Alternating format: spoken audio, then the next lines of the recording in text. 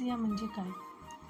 अक्षय तृतीया हा वैशाख महिन्यातील शुक्ल पक्षातील तृतीया तिथीला साजरा केला जाणारा हिंदू धर्मातील अत्यंत पवित्र सण आहे, ज्याला 3.5 मुहूर्तांपैकी एक शुभमुहूर्त मानला जातो. अक्षय म्हणजे ज्याचा कधीही क्षय होत नाही असा दिवस. या दिवशी सोने खरेदी, नवीन कार्य, दान आणि जप करणे खूप फलदायी मानलं जातं. हा दिवस 3.5 मुहूर्तांपैकी एक पूर्ण मुहूर्त मानला जातो. त्यामुळे पंचांग न पाहताही या दिवशी कोणतेही शुभ कार्य करता येते.